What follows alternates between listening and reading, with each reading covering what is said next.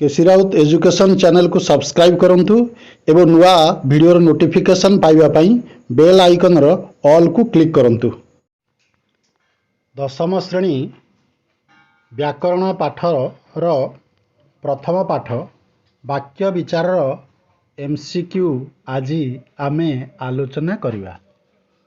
देख एबे एक नंबर देख एक बा एकाधिक पद मिलित होई मनर भाव को संपूर्ण रूपे प्रकाश कले ताहाकू कौन कुहाजिबो तमे समस्ते जानिछ ताहाकू वाक्य कुहाजाए।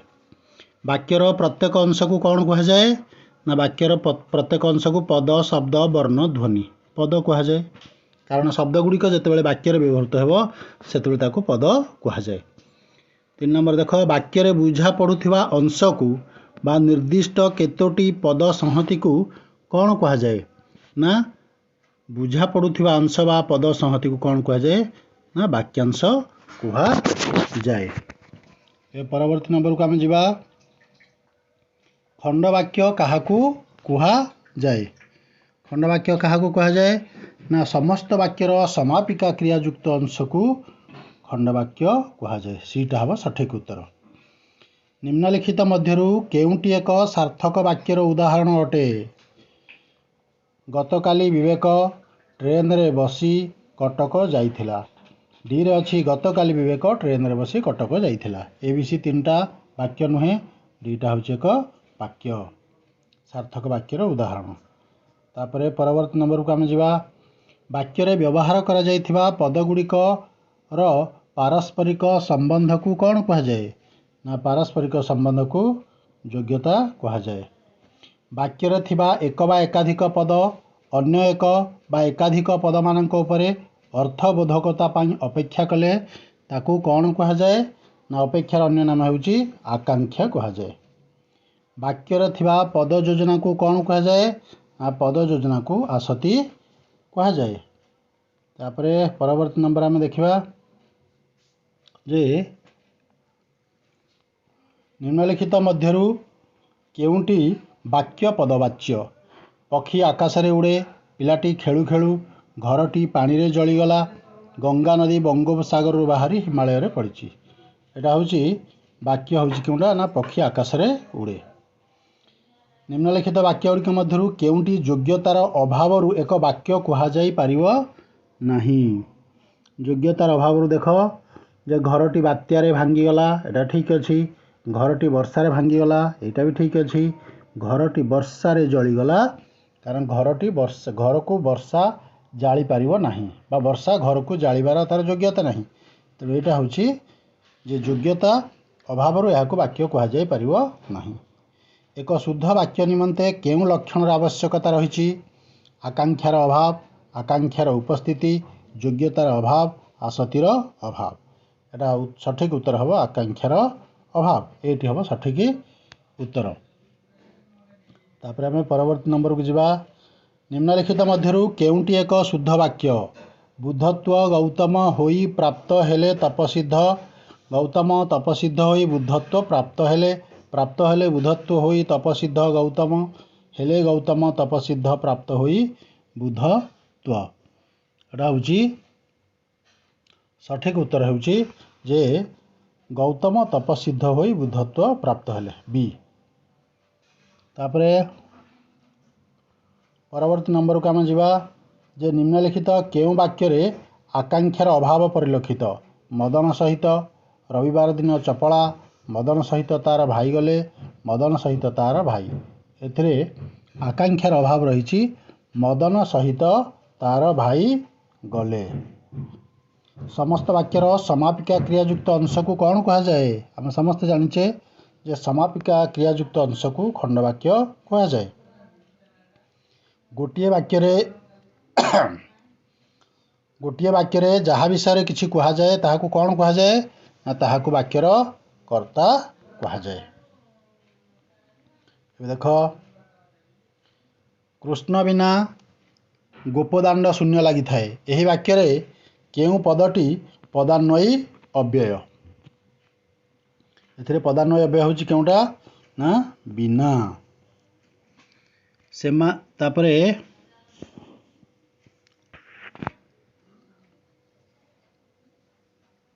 ବାକ୍ୟରେ ବିଭିନ୍ନ ବ୍ୟକ୍ତିଙ୍କର ସମ୍ବନ୍ଧ ବୁଝାଇବାକୁ ହେଲେ ପ୍ରତ୍ୟେକ ସମ୍ବନ୍ଧ ପଦ କ'ଣ ହୋଇଥାଏ? ଏ ରେ ଅବ୍ୟୟ ଯୁକ୍ତ, ବି ରେ ବିଭକ୍ତି ଯୁକ୍ତ, ସି ରେ ସର୍ବନାମ ଯୁକ୍ତ, ଡି ରେ କର୍ତ୍ତା ଯୁକ୍ତ। ସଠିକ୍ ଉତ୍ତର ହେବ ନା ବିଭକ୍ତି ଯୁକ୍ତ ହୋଇଥାଏ। ବାକ୍ୟରେ ନାହିଁ ବା ନାହିଁ ସଂଯୁକ୍ତ ପଦ କେଉଁଠାରେ ବସେ? କର୍ତ୍ତା ପଦ ପରେ, କର୍ତ୍ତା ପଦ ପୂର୍ବରୁ, କ୍ରିୟାପଦ ପରେ, କ୍ରିୟା ପୂର୍ବରୁ। ସଠିକ୍ ଉତ୍ତର ହେଉଛି ନାହିଁ ପଦଟା କର୍ତ୍ତା ପଦ ପରେ କ୍ରିୟାପଦ ପରେ ବସେ, ଯେଉଁଟାକି ଆମର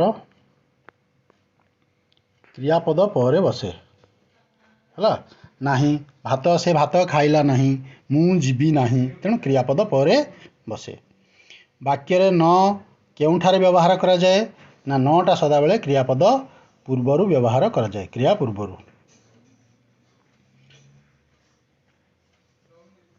ତାପରେ ପରବର୍ତ୍ତୀ ନମ୍ବରକୁ ଯିବା। ବାକ୍ୟରେ କରଣ, ସମ୍ପ୍ରଦାନ, ଅପାଦାନ, ଅଧିକରଣ କାରକର ପଦ କର୍ମର କେଉଁ ସ୍ଥାନରେ ବ୍ୟବହାର କରାଯାଏ? ନା ସେଗୁଡ଼ିକ ପରେ ବା ପୂର୍ବରୁ ବ୍ୟବହାର କରାଯାଏ। ଗଠନ ଦୃଷ୍ଟିରୁ ବାକ୍ୟ କେତେ ପ୍ରକାର? ଗଠନ ଦୃଷ୍ଟିରୁ ବାକ୍ୟ ହେଉଛି 4 ପ୍ରକାର: ସରଳ, ଯୌଗିକ, ଜଟିଳ ଆଉ ମିଶ୍ର। ପ୍ରକାର୍ଯ୍ୟ ଦୃଷ୍ଟିରୁ ବାକ୍ୟ କେତେ ପ୍ରକାର? ନା ପ୍ରକାର୍ଯ୍ୟ ଦୃଷ୍ଟିରୁ ବାକ୍ୟ ହେଲା 5 ପ୍ରକାର। ସରଳ ବାକ୍ୟ କାହାକୁ କୁହାଯାଏ? ନା ସରଳ ଭାବ ପ୍ରକାଶ କରୁଥିବା ବାକ୍ୟକୁ। ଗୋଟିଏ ସମାପିକା କ୍ରିୟା ଥିବା ବାକ୍ୟକୁ, ଏଠି କ୍ରିୟା ନାହିଁ ତେଣୁ ସେଗୁଡ଼ା ହେବ ଯେ ଗୋଟିଏ ସମାପିକା କ୍ରିୟା ଥିବା ବାକ୍ୟକୁ ସରଳ ବାକ୍ୟ କୁହାଯାଏ। 2 ବା ତତୋଧିକ ପରସ୍ପର ସାପେକ୍ଷ ଖଣ୍ଡ ବାକ୍ୟର ସମନ୍ୱୟରେ ଗଠିତ ବାକ୍ୟକୁ କେଉଁ ବାକ୍ୟ କୁହାଯାଏ? ନା ପରସ୍ପର ସାପେକ୍ଷ ଖଣ୍ଡ ବାକ୍ୟ ହେଲେ ତାହାକୁ କେଉଁ ବାକ୍ୟ କୁହାଯିବ? ନା ଜଟିଳ ବାକ୍ୟ କୁହାଯିବ। ବୁଝିହେଲା? ତେଣୁ ହେବ ଜଟିଳ ବାକ୍ୟ। ଯୌଗିକ ବାକ୍ୟ କାହାକୁ କୁହାଯାଏ? ନା ଗୋଟିଏ ସମାପିକା କ୍ରିୟା ଥିବା ବାକ୍ୟକୁ। ପରସ୍ପର ନିର୍ଭରଶୀଳ 2 ବା ତାହାଠାରୁ ଅଧିକ ସରଳ ବାକ୍ୟର ସମାହାରରେ ଯୋଗେ ଗଠିତ ବାକ୍ୟକୁ। ଏଇଟା ବିଟା ହେବ ସଠିକ୍ ଉତ୍ତର। ଯେ ପରସ୍ପର ନିର୍ଭରଶୀଳ 2 ବା ତାହାଠାରୁ ଅଧିକ ସରଳ ବାକ୍ୟର ସମାହାର ଯୋଗେ ଗଠିତ ବାକ୍ୟକୁ କ'ଣ କୁହାଯାଏ? ନା ଯୌଗିକ ବାକ୍ୟ କୁହାଯାଏ। ପରବର୍ତ୍ତୀ ନମ୍ବରକୁ ଆମେ ଯିବା। ଯେକୌଣସି ପ୍ରକାର ବାକ୍ୟର ସମନ୍ୱିତ ରୂପକୁ କେଉଁ ବାକ୍ୟ କୁହାଯାଏ? ସମସ୍ତେ ଆମେ ଜାଣିଛେ ସେଟା କୁହାଯାଏ ମିଶ୍ର ବାକ୍ୟ।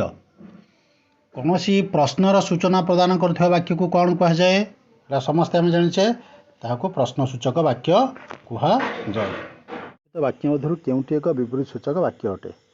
କର୍କଟ ଏକ ମାରାତ୍ମକ ବ୍ୟାଧି ଅଟେ, ଏଟା ହେଉଛି ବିବୃତି ସୂଚକ, କାରଣ ମୋ ଦ୍ୱାରା ଏ କାର୍ଯ୍ୟ ହୋଇପାରିବ ନାହିଁ, ନାସ୍ତି ସୂଚକ। ଆଜି କି ବାର? ପ୍ରଶ୍ନସୂଚକ। ତମେ ସତରେ ଆସିଛ? ଏଟା ହେଉଛି ବିସ୍ମୟ ସୂଚକ। ପରବର୍ତ୍ତୀ ନମ୍ବରକୁ ଯିବା। ବିସ୍ମୟ ଭାବ ପ୍ରକାଶ କରୁଥିବା ବାକ୍ୟକୁ କେଉଁ ବାକ୍ୟ କୁହାଯାଏ?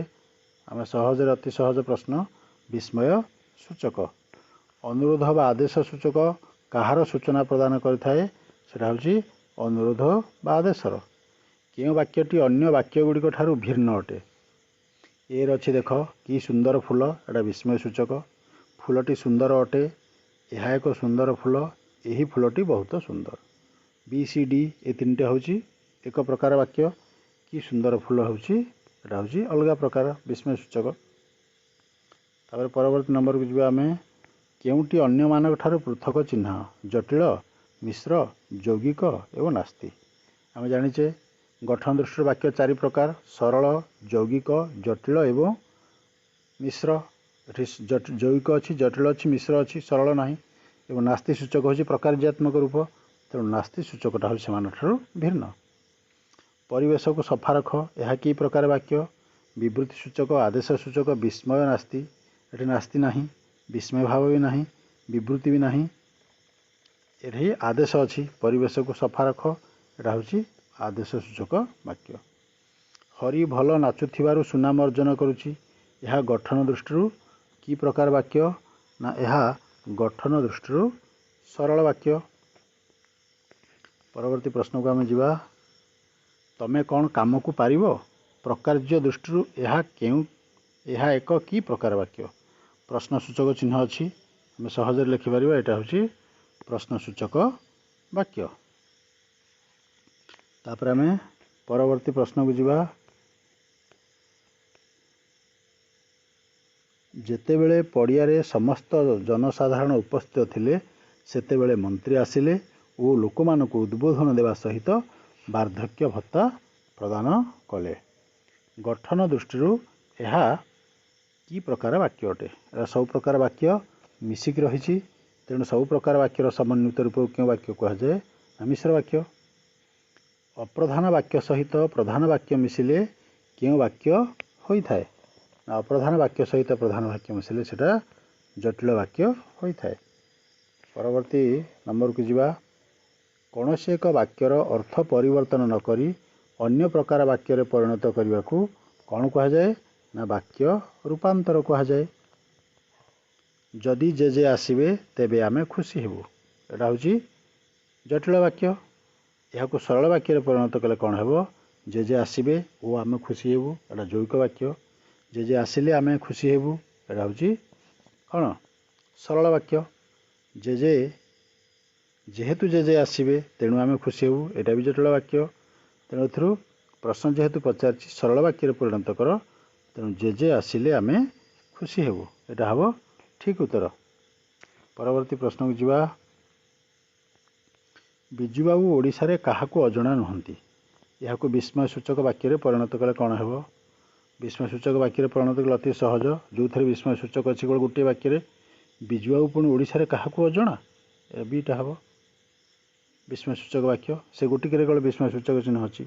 ଆଉ ଅଧିକାର ଥିଲେ ଆମେ ତାକୁ ପୁଣି ପରୀକ୍ଷା କରିବାକୁ ପଡ଼ିଥାନ୍ତା। କେଉଁଟି ଏକ ପ୍ରଶ୍ନ ସୂଚକ ବାକ୍ୟ? ପ୍ରଶ୍ନ ସୂଚକ ଦେଖ, କେବଳ ଗୋଟିଏରେ ପ୍ରଶ୍ନ ଅଛି, ଅଜ୍ଞାତ ଯୁବକକୁ କ'ଣ ଆଶ୍ରୟ ଦିଆଯାଏ? ଏଇଟା ହେବ ପ୍ରଶ୍ନ ସୂଚକ ବାକ୍ୟ। ତାପରେ ପରବର୍ତ୍ତୀ ପ୍ରଶ୍ନ ଅଛି କ'ଣ? କେଉଁଟି ଏକ ବିବୃତ୍ତି ସୂଚକ ବାକ୍ୟର ଉଦାହରଣ? ଲଙ୍କାରେ ହରି ଶବ୍ଦ ଖୋଜିବା ବୃଥା। ଏଇଟା ହେଉଛି ଏକ ବିବୃତ୍ତି ସୂଚକ। ଲଙ୍କାରେ ପୁଣି ହରି ଶବ୍ଦ, ଏଇଟା ବିସ୍ମୟ ସୂଚକ। ଲଙ୍କାରେ ହରି ଶବ୍ଦ ଶୁଣାଯାଏ କି? ଏଇଟା ପ୍ରଶ୍ନ ସୂଚକ। ଲଙ୍କାରେ ହରି ଶବ୍ଦ ଶୁଣିବା ସମ୍ଭବ ନୁହେଁ, ଏଇଟା ନାସ୍ତି ସୂଚକ। ତେଣୁ ଏଇଟା ହେଉଛି କ'ଣ? ବିବୃତ୍ତି ସୂଚକ ବାକ୍ୟର ଉଦାହରଣ। ତାପରେ ଆମେ ପରବର୍ତ୍ତୀ ନମ୍ବରକୁ ଯିବା। ବିଜୟର କଲିକତା ଯିବା ହେବ। ଏହି ବାକ୍ୟର କର୍ତ୍ତୃବାଚ୍ୟ କଲେ କ'ଣ ହେବ? ବିଜୟର କଲିକତା ଯିବା ହେବ, ଏଇଟା ହେଉଛି କର୍ମବାଚ୍ୟ। ଯେଉଁ ବାକ୍ୟରେ କର୍ମର ପ୍ରାଧାନ୍ୟ ଥାଏ ତାହାକୁ କର୍ମବାଚ୍ୟ କୁହାଯାଏ। ତେଣୁ କର୍ତ୍ତା ପ୍ରାଧାନ୍ୟ କଲେ ବିଜୟ ଦ୍ୱାରା କଲିକତା ଯିବା ହେବ। ବିଜୟ କଲିକତା ଯିବ। ବିଜୟ କଲିକତା ଯାଉଛି। କଲିକତାକୁ ବିଜୟର ଯିବା ହେବ। ଏଠି କର୍ତ୍ତାର ପ୍ରାଧାନ୍ୟ ହେଲେ କିଏ ଯିବ? ନା ବିଜୟ ଯିବ। ତେଣୁ ବିଜୟ କର୍ତ୍ତା। ତେଣୁ ଏଇଟା ହେଉଛି କର୍ତ୍ତୃବାଚ୍ୟ। ମାଙ୍କର ରନ୍ଧା ଚାଲିଛି। ଏହା କେଉଁ ପ୍ରକାର ବାଚ୍ୟରେ ଅଛି? ନା ଏହା ହେଉଛି ଭାବବାଚ୍ୟ। କାରଣ ଏଠି କାହାର ପ୍ରାଧାନ୍ୟ ରହିଛି? ନା ଏଠି କ୍ରିୟାର ପ୍ରାଧାନ୍ୟ ରହିଛି। ତେଣୁ ଏଇଟା ହେଉଛି କ'ଣ? ନା ଏକ ଭାବବାଚ୍ୟ। ରାଧାଶ୍ୟାମ ଭଲ ଭାଷଣ ଦେଇପାରନ୍ତି।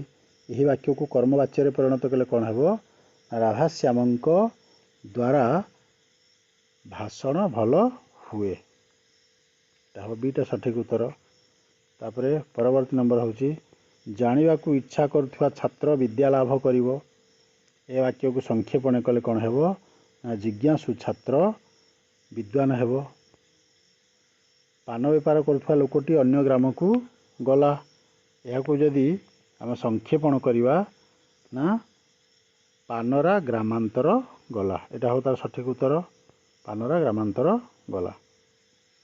ତାପରେ ପରବର୍ତ୍ତୀ ପ୍ରଶ୍ନ ବା ଶେଷ ପ୍ରଶ୍ନ ଆମେ ଦେଖିବା ଯେ ଶିକ୍ଷକ ଇଂରାଜୀ ପଢ଼ାଇବେ ବୋଲି କହିଲେ। ପ୍ରତ୍ୟକ୍ଷ ଉକ୍ତିରେ ପରିଣତ କଲେ ବାକ୍ୟଟି କ'ଣ ହେବ? ଏଇଟା ପରୋକ୍ଷ ଉକ୍ତିରେ ଅଛି। ତାକୁ ଯଦି ଆମେ ପ୍ରତ୍ୟକ୍ଷ ଉକ୍ତିରେ ପରିଣତ କରିବା ତାହେଲେ ଏଇଟା ହେବ ଉତ୍ତର। ଶିକ୍ଷକ କହିଲେ ମୁଁ ଆଜି ଇଂରାଜୀ ପଢ଼ାଇବି। ଏଇଟା ହେବ ତାର ସଠିକ୍ ଉତ୍ତର। ମୁଁ ଆଶା କରୁଛି ତୁମେ ସବୁ ପ୍ରଶ୍ନର ସହଜ ସମାଧାନ ପାଇଥିବ।